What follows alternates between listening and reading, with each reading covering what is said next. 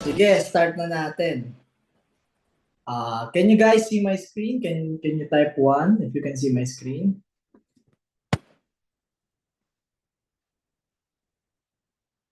Okay. Loud and clear. Sounds okay? Can you guys see my screen? Okay, sige, start na natin. Alright. So, again, thank you ulit for introducing me sa dalawang host natin. So again, ulitin ko lang naman, this is Architect Danny and Architect Dayan. We are the founders of Formes Florendo Architects, and we also give educational content din para sa mga ating mga kababayan sa ibang bansa at dito rin sa ating mga kabahay sa Pilipinas.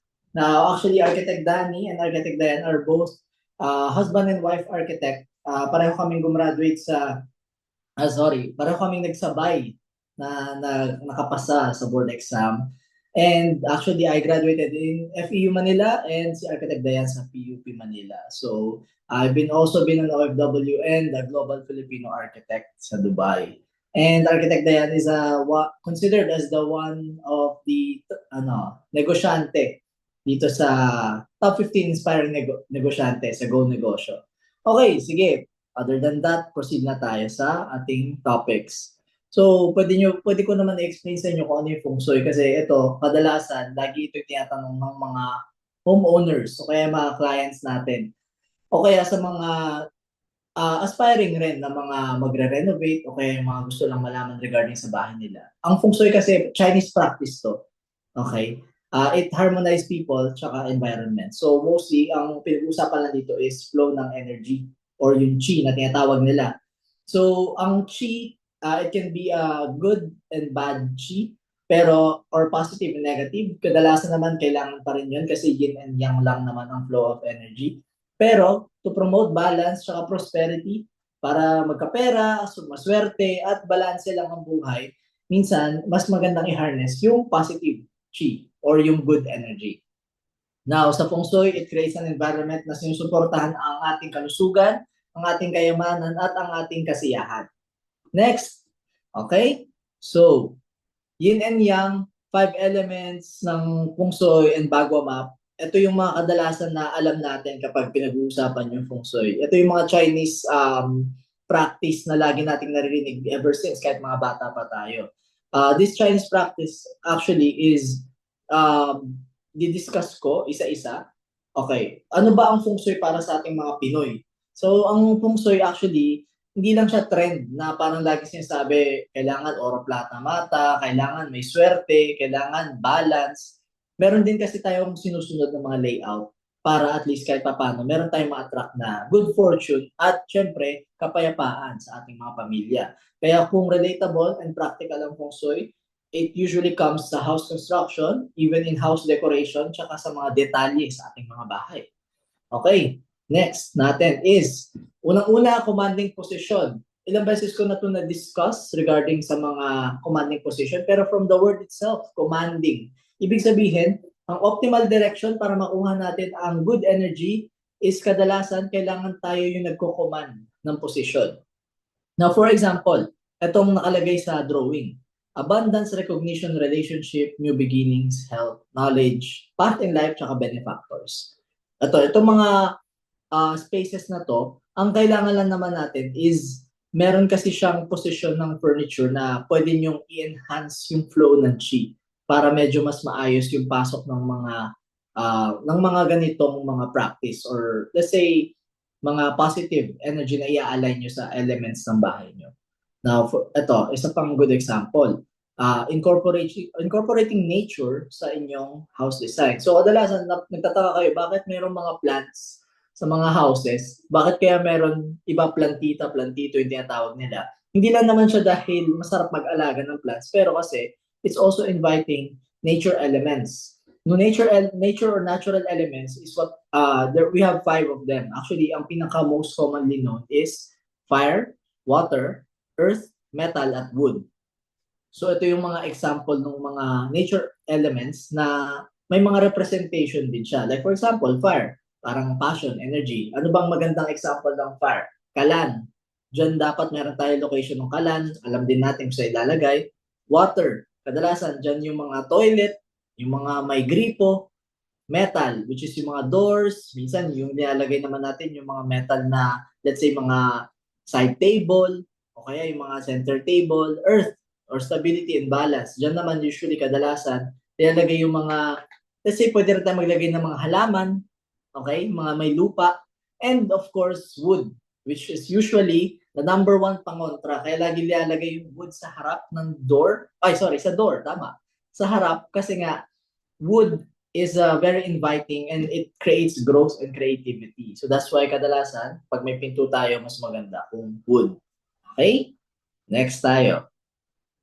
Okay, to balance the element, kailangan i-mix lang din natin yung natural na mga elements doon sa ating mga spaces. Kaya kung makita nyo sa example sa photo, may mga wood tayo ng mga elements like yung wood center table, o kaya yung pwede natin maglagay ng metal na windows, yung mga window frame, ayan, wood na flooring, at iba pa, mga plants pa na makita nyo dyan.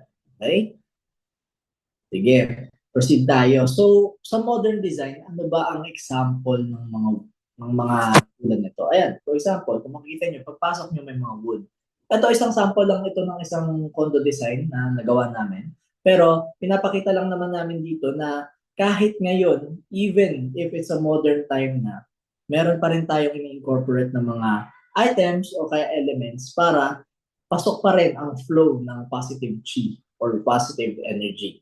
Yan, may mga plants, may mga wood counters, may mga metal, and meron din tayo mga fire at water. Okay. Sige. Proceed na tayo sa next. Okay. So, bakit ko nga ba ina-advocate yung feng shui? Kasi sa totoo, hindi naman lahat naniniwala dito. Pero ina-explain ko lang din siya para kahit papano, baka maliwanagan din kayo kung para saan yung use ng feng shui. Sa feng shui, meron tayong tinatawag na flow of chi. Yun nga yung nabanggit ko, positive or negative energy. Now, kaya kadalasan mas okay gumawa ng mga bahay na may mga bintana o kaya naman mas okay kung medyo matataas yung ceiling kasi in and out lang yung energy natin. So meron tayong pinapapasok na good energy, meron din tayong pinapalabas na bad energy. So that's why natural ventilation and natural light is commonly used or associated with feng shui, and it's what we call home layout optimization. Yun. Okay. So, meron din tayong feng shui na practice or belief pagdating sa mga kulay at sa liwanag. So, sa kulay, kadalasan, pag metal, ibig sabihin nun, heaven or luck sa mga mentors. Pag water or yung mga blue, kadalasan it's for career. And for earth, mga brown o kaya mga light. Let's say mga yellow, earth tones, nasa fortune siya. And of course, let's say for example, fire or red. It's a good ano rin kasi dahil it's for reputation or fame. So, yung iba, parang fire, parang this girl is on fire. Ibig sabihin, famous, social, yan yung mga ano. And of course, let's say yung mga purple or wood element rin, it represents self-worth, wealth, tsaka prosperity. So, sa mga may mahilig sa color purple, yan yung explanation yan. Sa mga mahilig sa pink, marriage, relationship, tsaka partnership. Yan. And kung green kayo, mostly community yan or health. And then of course, kapag blue, sa mga mahilig sa blue dyan, maliban sa knowledge and sa career, meron din yung parang wisdom and individuality. So parang meron ka sariling identity. Okay? Next natin. Alright, natural lighting. Ito yung na-discuss ko kanina. Now, natural lighting, ano bang use talaga nito? The more that there is natural light, the more the vibrant yung atmosphere mo or yung ambience ng house mo. So you better ensure that windows treatments allow it for the entry of the ample sunlight para dun sa areas nyo. So hindi naman sobra dapat na sunlight, pero at least mag-iba pa rin kapag natural lighting ang pinaprovide ng ating mga bahay. Okay? So ito, sample ng mga natural light is ganito. Parang may ano lang siya, may feel na, alam mo yun, parang hindi mo kailangan ng ilaw. Hindi mo kailangan ng super daming artificial lighting para lang mapaganda yung space. So, ang laking tulong ng natural light. Okay? Next natin. Alright. Harmonious bedrooms. So, sa bedrooms, kadalasan, usually, ito yung dito ko explain yung commanding position na sinasabi. Pero, explain ko muna kung ano yung nasa picture. Kung makikita nyo, yung, ang sinasabi lang naman dito is avoid artwork above your bed. I mean, minsan feng shui is very common sense na din eh, di ba? I mean, and kailangan pa bang isipin na avoid for your bed? Of course, matatamaan ka kapag natutulog ka at malaglag yun. So, the bed is in commanding position. Ibig sabihin, kung makikita nyo dito sa kaliwa, yung pintuan nyo na nasa left, pag binuksan niya, nakikita nyo kung sino yung papasok. Okay? Let's say, i-turn around nyo, let's say, i-rotate nyo lang yung bedroom into the position na nasa kanan. Yung bedroom, nakikita nyo pa rin kung sino yung pumapasok. Let's say, dito sa second row, yung hindi commanding position is this, yung hindi mo halos makita kung sino yung pumapasok. Or swing out yung door, kaya pwedeng mahirapan kang makalabas or mahirapan kang makita kung sino yung pumapasok sa house mo. And ang mas malala pa, yung mga tulad niyan, yung mga artwork or window na nasa taas ng headroom. Okay, ng headboard pala, sorry. Headboard. Especially kung mas malala, kung tulad niyan, yung tumatama na sa door, o kaya nasa likod na, or nasa gilid na, and then yung ulo mo nasa may harap ng door opening. So that's why it's really negative yung pakiramdam kapag ganyan. Okay? So it's not just about feng shui, it's also common sense. Meron din nakalagay dito, avoid mirrors in front of your bed. To be honest, ano bang sense na meron kang salamin sa harap ng kama mo? Pagising mo, parang gusto mo kitang-kita mo yung sarili mo. Okay naman yun. Pwede naman yun. Pero kapag natutulog ka, medyo nakakatakot din na parang may salamin at hindi mo alam kung pagising mo is anong nandun. Okay? So that's why sometimes yung mirror, nasa gilid lang siya o kaya iwas talaga natin na may view tayo from our bed. Okay? Harmonious bedroom yan. So ito, bed placement. Again, commanding position para medyo restful yung sleep natin. And of course, ang pinaka main lang naman niya is sense of security para secure yung pakiramdam. Okay? Alright, so proceed tayo sa nurturing relationship. So sa relationship, kadalasan, sa southwest corner, it symbolizes love o kaya romantic energy. So that's why you can put soft colors o kaya mga pair items dyan sa southwest corner. Now, sa shared spaces naman, like living, dining, keep it open or clutter-free para medyo may connection or harmony lang yung area. So, kunyari, naggagawa tayo let's say, nagpagawa kayo ng plano, let's say, bibili kayo ng mga bahay, kadalasan, tignan nyo yung mga ganitong types of floor plan. Okay? So, wala namang masama kung humingi kayo ng copy.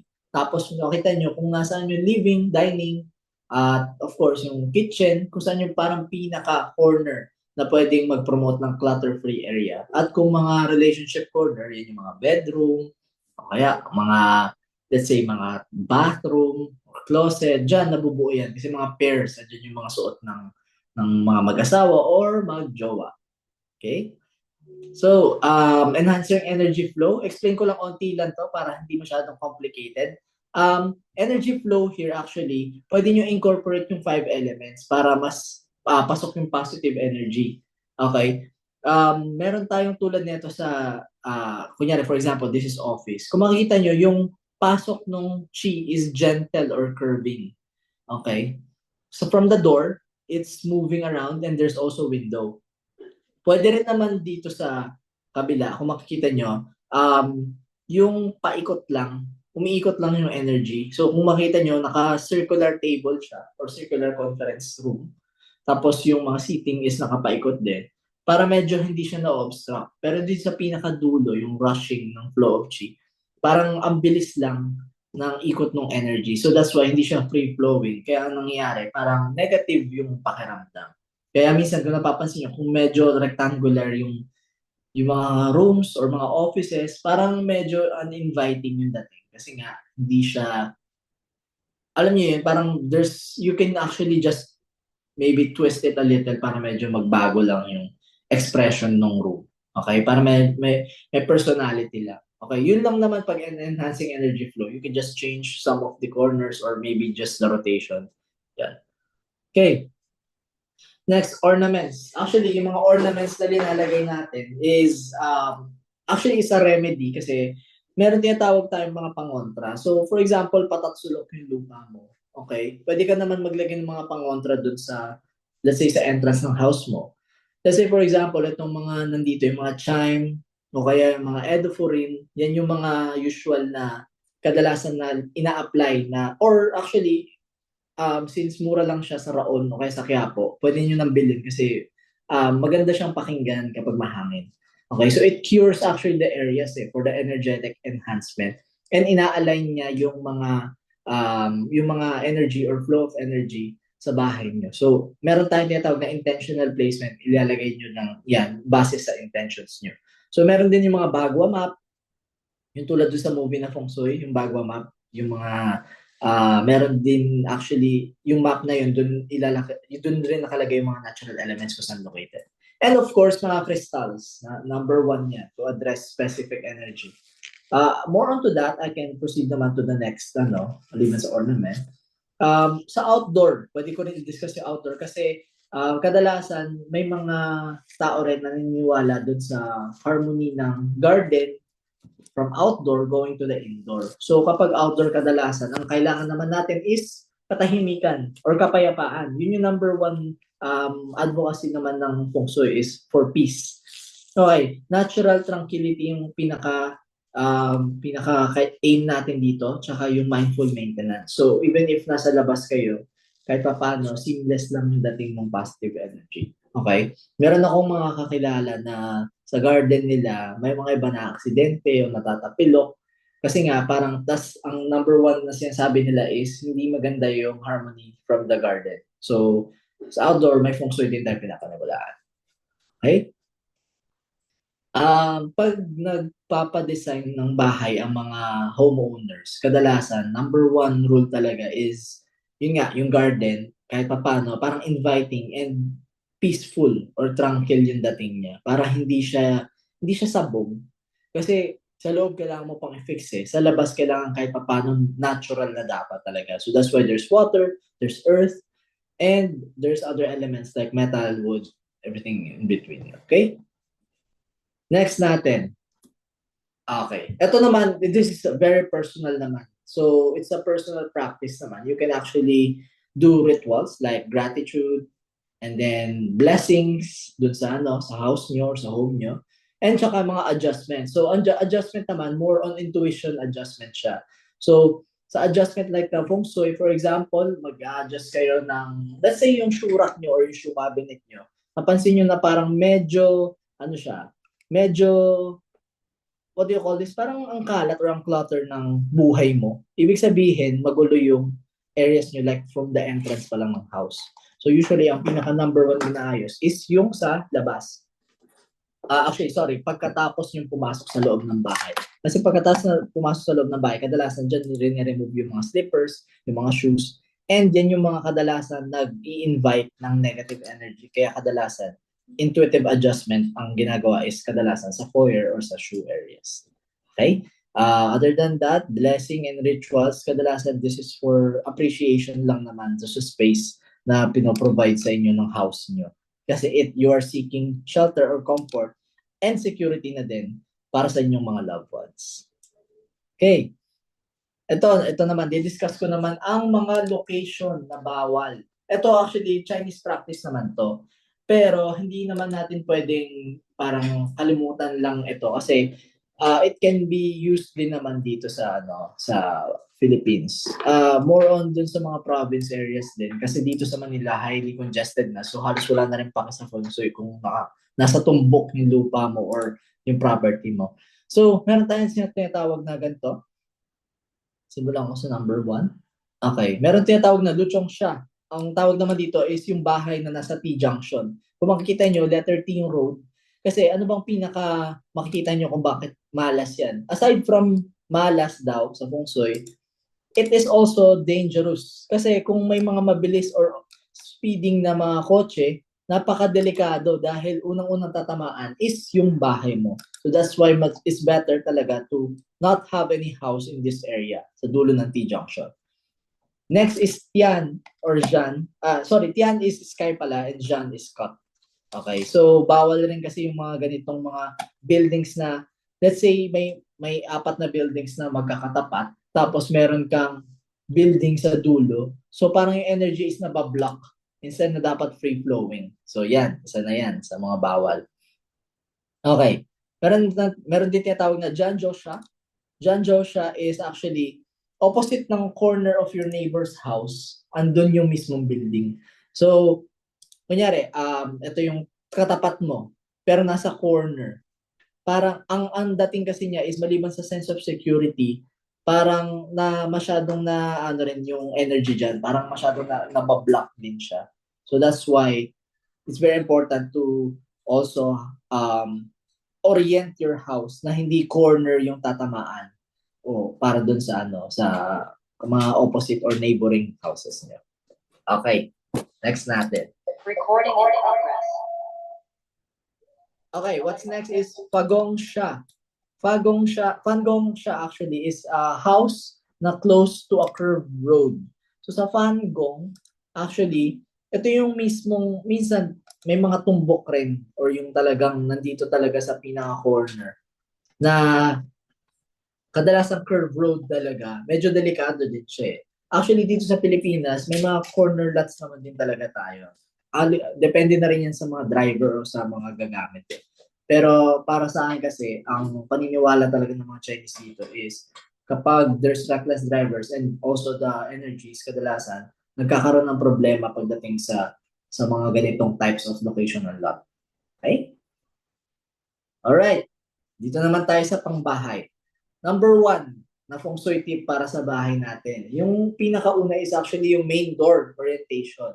So, ang sabi dito is proper alignment. So, dapat ang pintuan hindi nakatapat sa hagdan o bintana upang hindi lumabas agad ang chi or yung positive energy natin.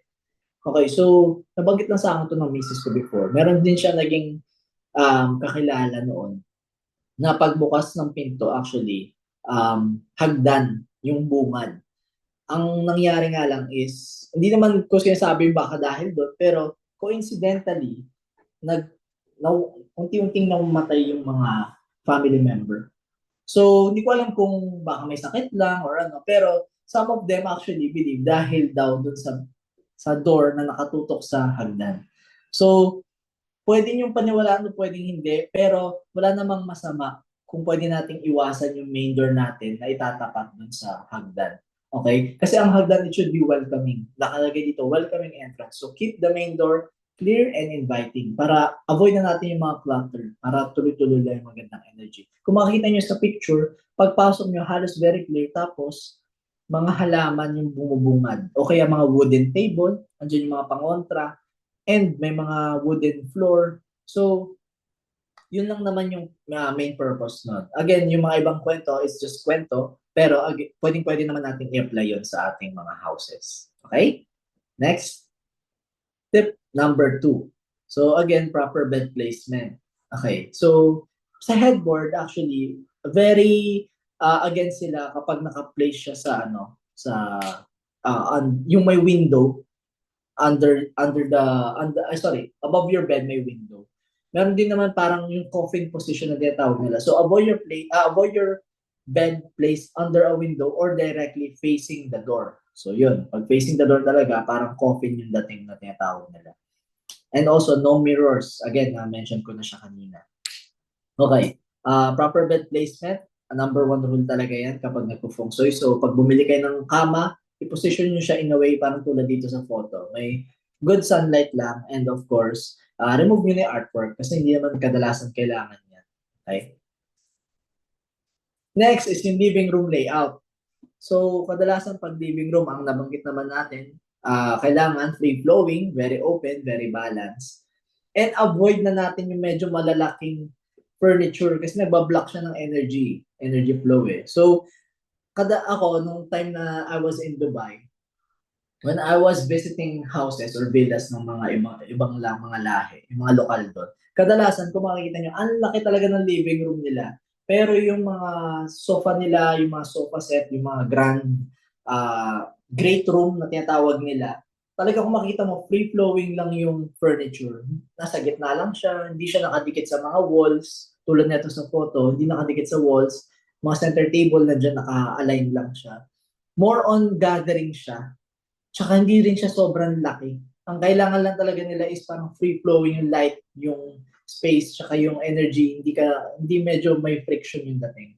So, even in the Middle East, ganun yung practice nila. So, siguro dito, pwede rin natin siya i-apply kasi hindi naman kailangan super sikip. But kung masikip naman po yung bahay natin, pwede tayong gumamit ng mga space saving na mga furnitures. Again, good lighting nandito, bring natural light. Mas maganda kung ma-maximize yung mga window.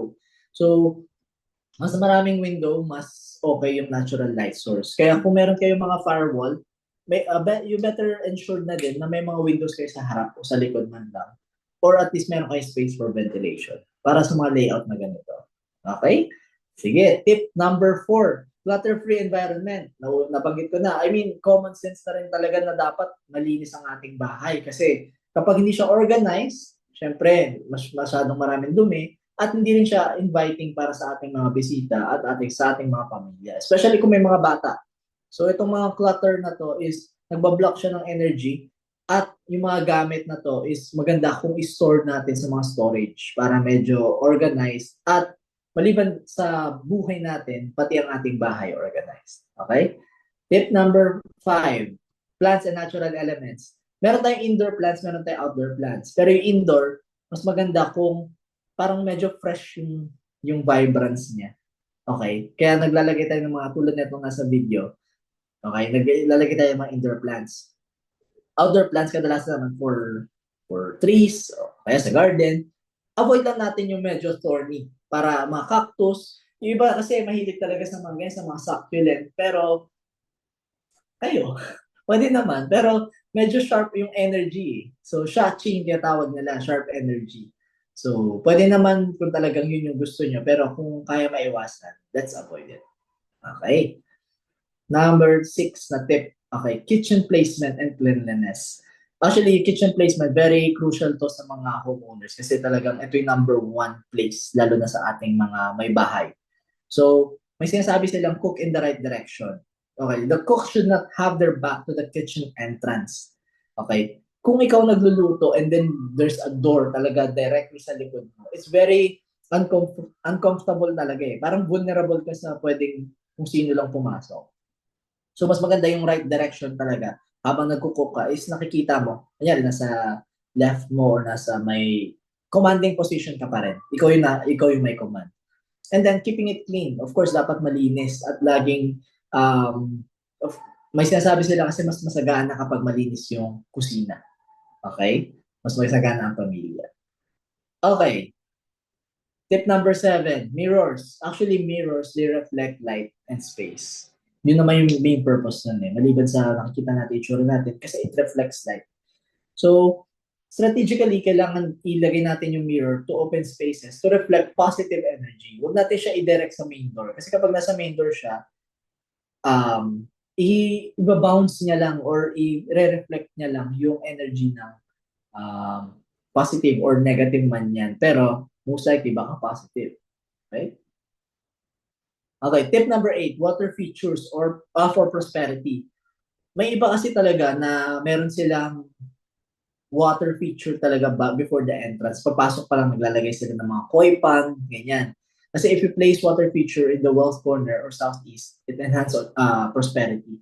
Tapos kailangan malinis yung tubig. So meron kami before na projects na may mga ganito, may mga sa driveway nila, merong mga fountains. And meron din mga koi pond. Meron din naman kaming mga napasukan. Baka may napasukan na kayong mga kabahay ng mga restaurant, ng mga Chinese restaurant na pagpasok nyo is there's this parang Mary Grace, yung parang may mga tumutulong tubig na. Actually, it's not only for design, it's actually for prosperity din. And some of them actually do wishing well, yung mga naglalagay ng mga coins. And some of them, even Chinese restaurant, pagpasok mo, there's this huge stone of water falling inside. And talagang bago ka makapag-order, yun talaga yung unang makikita mo. So naniniwala talaga yung mga Chinese doon, and even here in Philippines, actually water brings prosperity. Okay. So, again, for water feature, usually maganda rin siya ilagay sa mga bahay. For example, ito sa mga project namin sa Tarlac, kadalasan gusto talaga nila na maliban sa harap, pwede rin siyang ilagay sa likod. Sa likod, kadalasan, ang nilalagay doon is for the swimming pool. So, maliban sa swimming pool, meron din sila nilalagay ng mga fountain tulad ng ganyan. Kasi actually, medyo mahal yung ganito mga kabahay. Mahal maintenance at mahal sa kuryente din. Pero kung may budget naman, why not, di ba? Alright, sige. Proceed lang ako. Again, colors for balance. Meron tayong fire, wood, earth, water, and metal. Okay, so may specific na colors lang dito. Okay. Next natin is home entrance. So, plants, lights, wind chime, yan yung mga number one na kailangan natin sa ating pagpasok. So, again, na-discuss ko naman yung mga plants, tapos yung mga ilaw, wood, tsaka yung mga wind chime na nabibili natin minsan sa Quiapo, mura lang naman. So, bawal mga basura, kaya obstacle sa main door. Okay, so bigyan ko lang kayo ng mga overlooked actually na mga feng shui tips, pero effective din naman siya. So, sabi kasi nila, yung Shak-Chi nga na sharp energy, kapag open shelves, usually kadalasan, it's like cutting blades. So, kung malapit ka sa bed or sa work area, medyo iwasan natin yung mga ganyang sharp energy. Okay? Open shelves, avoid natin. And sa bathroom feng shui, kadalasan, pag yung toilet placement, so actually don't place your toilet directly facing the main door. Or any important area like the kitchen or bedroom. Kasi parang nade-drain daw yung wealth or positive energy. So, also keep the bathroom door closed. Mas maganda laging closed kasi maliban sa mabaho, kadalasan, and syempre, iba yung bacteria and germs, um, nape-prevent din natin yung nade-drain yung good energy. Alright? Sige. Another unpopular feng shui tip is the staircase. So, ang hagdan dapat hindi nakaharap sa front door talaga. Pero pwede naman natin iusog yung door ng onte para hindi siya talaga directly tapat. Because wealth and opportunities talaga will flow out quick. And sometimes yun nga accident. So, sharp corners tsaka edges. Poison arrows na may tawag nila dito. So mga sharp corners, ito yung mga furnitures na sobrang sharp niya talaga na parang ang negative talaga ng mga poison arrows na tinatawag nila. So, ang pangontra lang naman kadalasan dito is naglalagay tayo ng mga decor like plants, yan. So, hindi naman necessarily kapag bumili kayo ng ganito or may ganito kayo sa bahay, bawal na. Kasi meron naman tayong mga pangontra. And most of the time, mas maganda pa rin kung medyo may mga circular ng mga furnitures. Okay? Alright. Ito, sample ng good feng shui. Yung mga naka-bevel yung gilid. Kasi minsan, yung bad feng shui, actually masakit kasi kapag tumama ka dyan eh. Actually, ilang beses na ako na-aksidente sa mga ganito. And if kayo, I don't know kung may experience kayo, minsan pag tumama talaga yung likod nyo or yung tagiliran nyo, it's really painful. Yung tipong maiiyak ka na parang natatawa ka. Kasi it's actually very pointy yung dating. So, lalo na kapag may kids. So, mas maganda kung mga ganito lang. Okay. So, meron din naman yung water na sinasabi nila na maliban sa swerte yung for prosperity, bawal din actually maglagay masyado ng mga aquarium sa bedroom. Okay? May iba akong mga kilala na may aquarium sa bedrooms nila. Actually, sabi nila it leads to financial losses. O kaya nadidisturb yung sleep din kapag may mga aquarium. So, if ever naman, pwede nyo iwasan yung ganun, yung mga ganyang mga aquarium sa sleeping area nyo. Okay? Ceiling beams over important areas. Okay. Sabi dito, no beams over the bed or sitting areas. Kasi yung ceiling beams create pressure or negative energy. So, iwasan maglagay ng kama or sofa directly under a beam. So, kung may biga kayo, try nyo iusog na lang sa area na parang medyo slab lang siya or very clear lang siya. Kasi kapag may mga beams na ganito, parang may tendency pwedeng, parang feeling mo pwedeng malaglag. So, parang nakaka-pressure yung dating. Alright? Okay. Sa mga artwork naman, actually, hindi ko actually I can really, disclose na talagang naniniwala ako sa ganito. Kasi there's people who are really artistic in nature na para sa kanila, okay yung mga ganitong type of art. Okay? Pero sa feng shui, they don't believe in this type of negative energy na mga artwork kasi nga parang may mga violence, sadness, or loneliness. So yung mga spolarium, mga ganong type of um, they actually avoid that. Mas prefer nila yung mga Van Gogh kasi nga very flowy yung dating. Or mga, wag lang yung mga sad. Okay. But this is up to you naman. Even I don't really believe in this type of Okay? Yung mga broken items, actually this thing actually is very dangerous na rin. Kasi nga, pwede kayong mabubog o pwede kayong bumagsak. So, maliban sa feng shui, they don't really believe in broken items kasi. So, yung mga damaged item, pwede nyo siya actually i-replace na or itapon. Kasi nga, it symbolizes broken energy or broken relationship. Okay? Sige. Alright, another feng shui tip is your work desk. Commanding position, again, kailangan kitang-kita. Your desk should be in a command position, facing the door, but not directly aligned with it. Kasi this gives you control and visibility in your career. Okay, yan. O, kitang-kita nyo yung door kung sino yung papasok and hindi kayo nakatalikod. Yung iba kasi, napansin nyo parang nilalagay yung door malapit sa window para kitang-kita. Kaso hindi mo alam kung sino yung naglalakad sa likod mo. So, or papasok. So, that's why, maganda yung gantong position, commanding position. Alright? Next is yung storage under bed. Actually, ito naman kasi kadalasan kapag may mga dumi, minsan talaga it disrupts sleep patterns or yung peace. So, it's better to be organized and clean sa underneath your bed. And if maglalagay kayo ng mga storage like yung mga space saver, pwede naman actually. Kasi doon, pwede nyo i-organize yung mga clothes nyo, okay, yung mga, let's say, shoes nyo, pero hindi ganito yung kakalat. Kasi kapag ganito kakalat, talagang negative all around. Okay? Sige, proceed naman tayo sa groundbreaking sa architecture. Kapag nagpapagawa kayo ng bahay, ano bang mga date, mas magandang panahon or petsa? Ano ba yung mga offerings and blessings? Yung orientation, tsaka yung elements ritual. Tsaka ano ba yung golden shovel? Ba't ba tayo parang nagiging gold digger tuwing nagsa-celebrate ng tradition ng groundbreaking? Okay. Sige, actually, ang auspicious date na sinasabi nila, the lucky day for the ceremony based on the Chinese lunar calendar is to invite positive energy and ensure success. Actually, are this auspicious times, actually. If you can see it, actually, here, 27. Okay? January 2025, 27. Monday. So, ito yung mga good na lucky day this year. Nalampasan na ba? Pasensya na. Hindi ko, ngayon lang na gano'n yung webinar eh. Pero, next time, pwede kong i-post na lang regarding this date. So, kung meron kayong mga groundbreaking, actually, this is the best date talaga for this year. Okay? Sige. Offerings tsaka blessings. So, kadalasan, actually, pag nag-hold kami ceremony, minsan nagpapa-light kami ng mga incenso, kaya ng mga sage. Pero pwede rin naman maglagay ng fruits, mga symbolic items like rice or coins, ilalagay dun sa mismong site or kaya dun sa yung sa tube or kaya time capsule kasi nga it honors the land and it brings good fortune na din. Okay, so minsan talaga naglalagay kami ng mga incenso kasi nga kiniklear din sa spirit.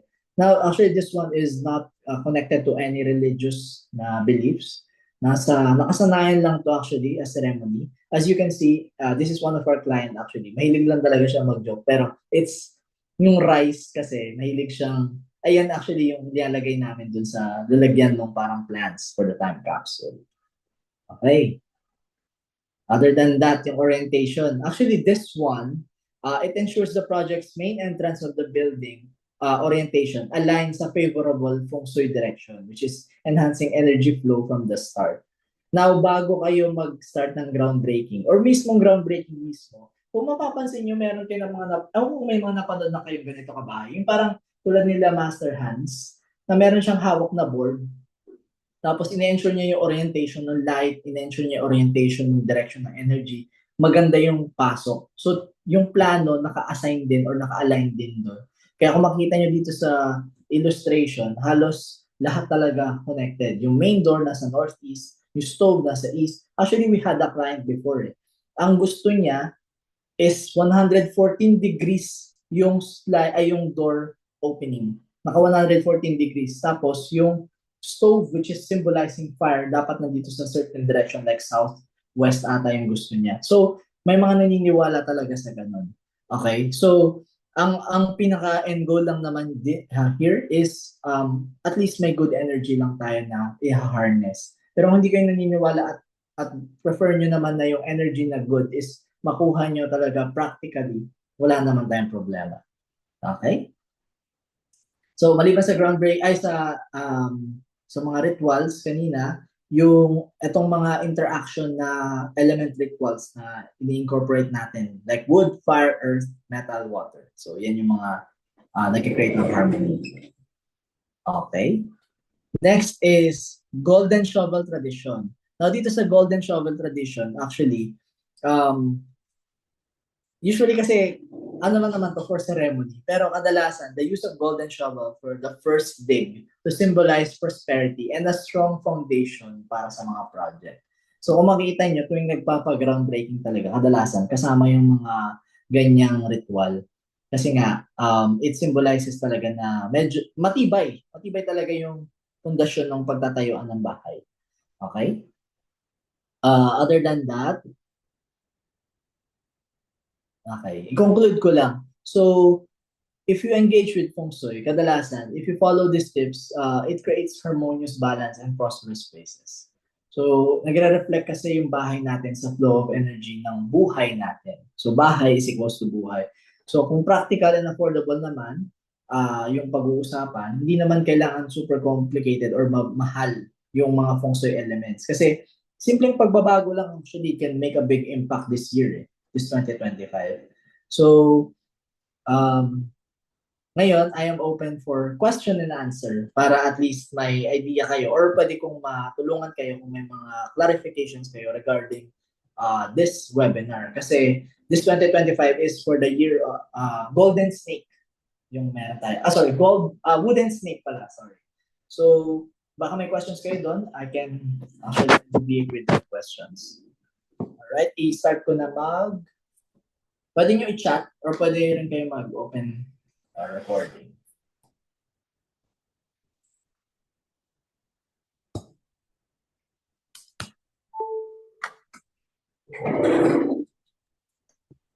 Okay guys, sige. Ilabas na natin yung mga tanong natin dyan. Comment down below.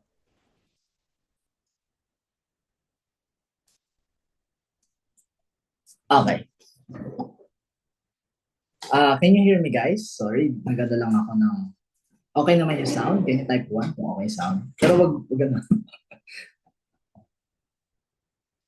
Sige, alright. Mukha namang naririnig ako. May question dito. Paano pag ganito ang layout ng bed? Tingnan ko lang yung drawing. Medyo maliit kasi.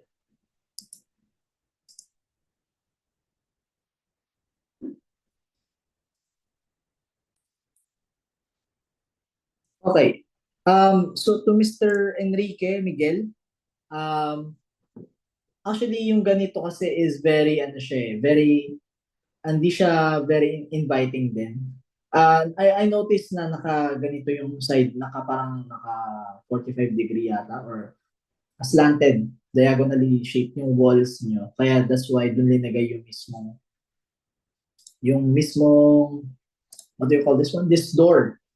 Pero to be honest, pagbukas mo ng door, window agad. So parang in and out yung dating. Okay? So mas maganda sana mag-flow muna yung energy. Apart from that, yung bed kasi is hindi siya naka-commanding position in a way. Siguro yung bed, pwede nyo siyang iharap sa isang side. Yung parang parallel siya dun sa window. Para nakikita nyo pa rin yung nag-open dun sa door.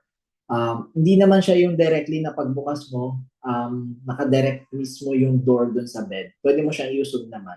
Tapos yung cabinet, you can actually change the area for the cabinet. Pwede siya sa isang lugar na lang.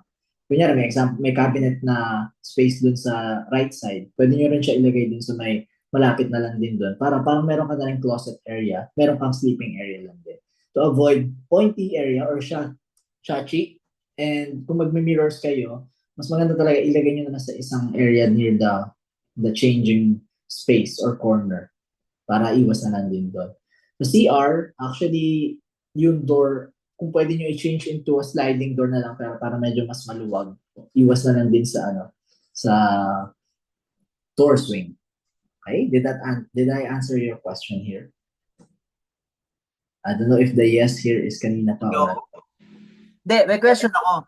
Yes po, yes po. Yung bed, pwede ko ipwesto doon sa likod nung may bintana? Pwedeng doon yung headboard ko? Paano kaya yun? O pwede bang maglalagay na lang ng headboard na matibay, ganon? Paano Actually, mas maganda po maglagay na lang po kayo ng headboard na matibay. Para safe din po. Tas okay lang kasi walang choice para lang naka-command position. Doon siya sa side ng bintana talaga. Yes. Kasi pwede nyo ipagitna na lang onte para hindi rin masyadong tutok na tutok dun sa door pag binuksan. Okay. Opo. That answer. You're welcome po. Thank you. To Sir Michael, how about ceiling cove? 4%. Baka mag-auto shut daw. Opo. How about ceiling cove? Kadalasan naman po for ceiling cove, usually ang very practical lang naman po is alikabok. So, I'm not a fan of ceiling cove to be honest kasi nga po, yun nga medyo nag-accumulate ng dust. Kaya mas maganda kung talagang flat lang din yung ceiling tapos maglalagay lang ng mga accent or track lights.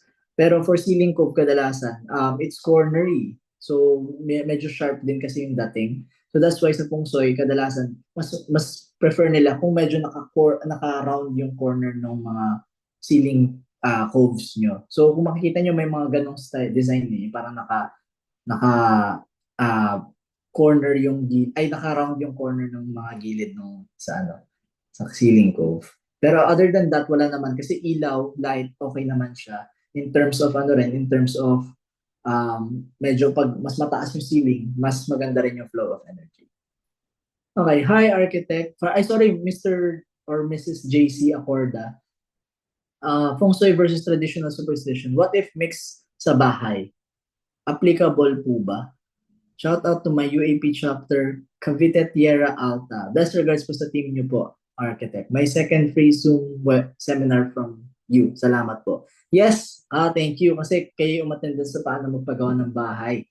Okay. Actually, for Feng Shui versus traditional superstition, kasi to be honest, some of the traditional superstition galing talaga rin siya sa Feng Shui. Okay. Yung Feng Shui na beliefs ng Chinese, actually, nadala talaga siya dito during the era of yung medyo mix pa talaga yung colonization ng Pilipinas. And that's why, ngayon, if applicable siya sa bahay, again, may mga pangontra din naman. So, let's say, traditional or feng shui man yung nag-exist sa'yo, ang maganda lang naman doon is kung positive feng shui, and yung traditional superstition is also positive din. Huwag lang yung mga negative. Okay lang naman kahit mag-mix yun sa bahay nyo, as long as talagang pure positive lang siya. So, hello to UAP chapter, Cavite Tierra Alta. Okay, to Mr. JR. Hi RK, is it good po ba to stick with the locked color of a specific year to establish the color scheme of a house or its interior, the year it was built? Actually, iba-iba kasi yung color of the year So, hindi naman tayo talaga dapat tied sa isang color lang din. Even feng shui actually, hindi naman siya talaga tied to that Kaya nga kasi sabi nila is it's okay to actually have other designs or other colors na pwedeng as long as it harmonizes with the people that's inside the house. So for example, yung interior mo or ikaw yung mismong titira, if you are let's say you're a bookworm, mahilig ka talaga magbasa, you're very productive, you can change the color to blue kasi it's career driven. Okay, ang hirap naman kung pink kasi more on relationship driven siya. Even if, let's say, the house was built, let's say, color of that year is pink. Ang hirap naman kung pink lagi yung Or, kadalasan ngayon dito sa Pinas, green or blue. So, yan yung, or light, yung blue na parang parang light blue. So, depende kasi actually yung interior style or color scheme sa taste nung mismong nakatira doon. Salamat po, Architect. More projects to your firm. Abangan ko kayo sa creation ng UAP vloggers. Wag lang mint green. Okay, sige. Don't worry, hindi, ano naman si mint green. Ano siya? Naniniwala rin naman natin tayo sa feng shui.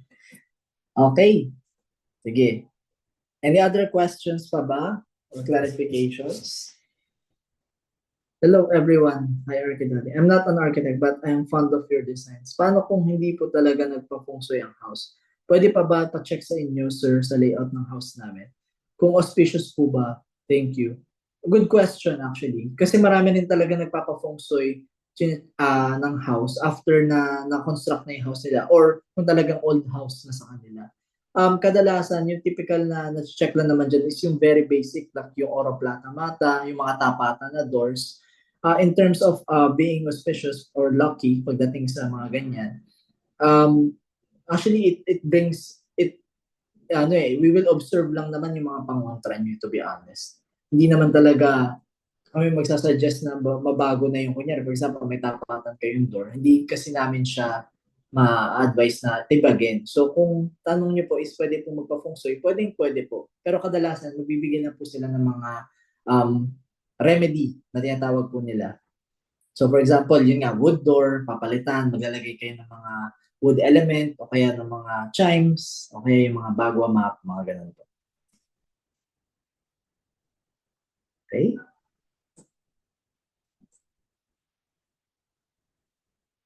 Hello, Mrs. Ophelia Salen. True po ba malas if nakaharap ang door sa stairs? And if the direction of the house is dapat nasa east or parang ganon?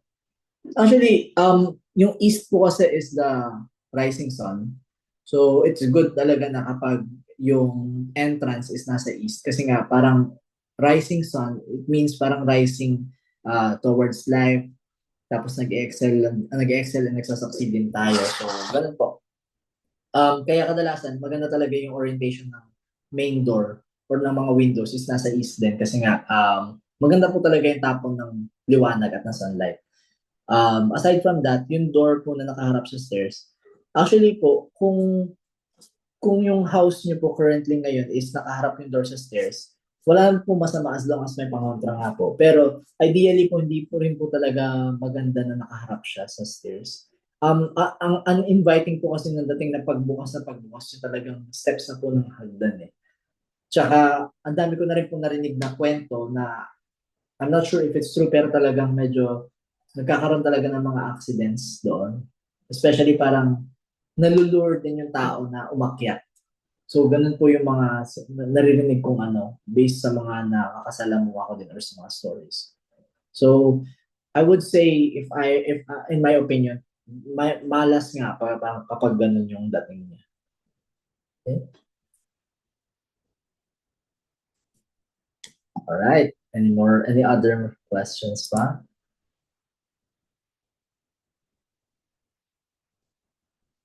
Okay. Okay. I guess wala naman ng question and nasagot naman na lahat. Thank you, sir. PM ko po sa inyo, sir. Very fortunate sa free Zoom nyo. Yes. And if ever naman na kailangan po natin i-check yung mga bahay nyo for the feng shui and kung anong pwedeng pangontra natin, pwede naman po natin i-check yan.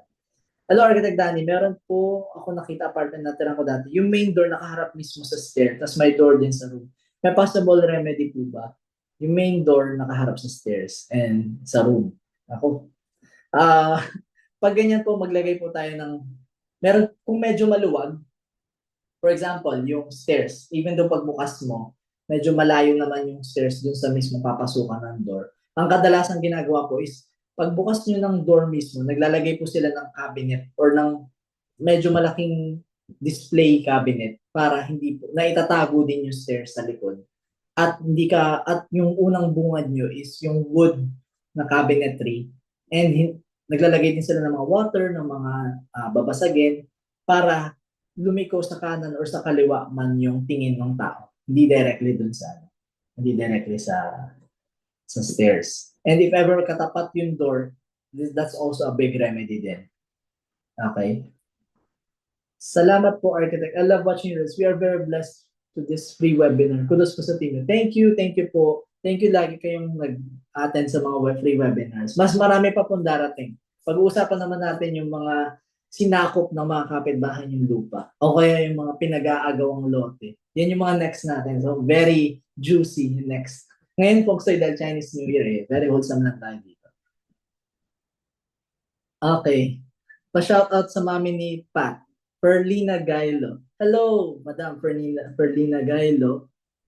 Salamat po sa pagtangkilik sa aming mga free webinar. Architect, salamat and many blessings. Salamat rin po, Sir Enrique. I hope marami pong naitulong sa inyo itong webinar namin. Thank you po, Architect Dan and Dayan. Sir Michael, maraming salamat. Thank you. Sir Rodel Ajok, salamat po.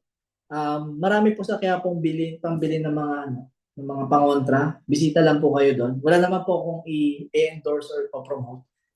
Nandun lang naman po sila. Okay. Good evening po. How about naman yung sa malalaking butas sa mga high-rise building? Ano pong feng shui belief behind that? May nabanggit po kasi sa akin na para free flow na pa din yung energy. Totoo po ba yan? Yes, actually, totoo yan. Actually, galing lang po kami sa Hong Kong last time.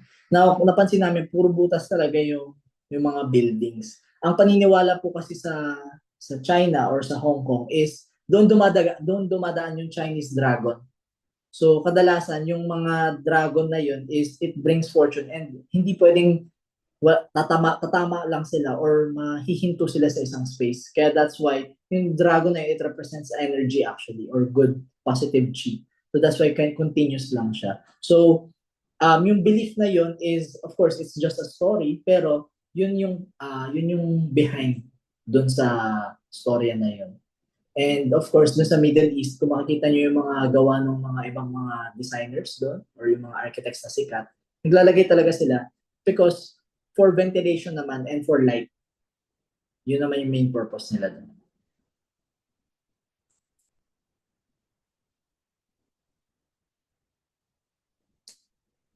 Okay. Alright. Mukhang okay naman na at na-solve naman. I'm also from Cavite, Tierra Alta chapter with Architect Yana here. Hello! Hello po, Miss Architect Jessica and Architect Yana. Nice to see you po. Thank you for attending. Okay. All right. Any other questions pa? Okay. Sige, mukhang okay naman na.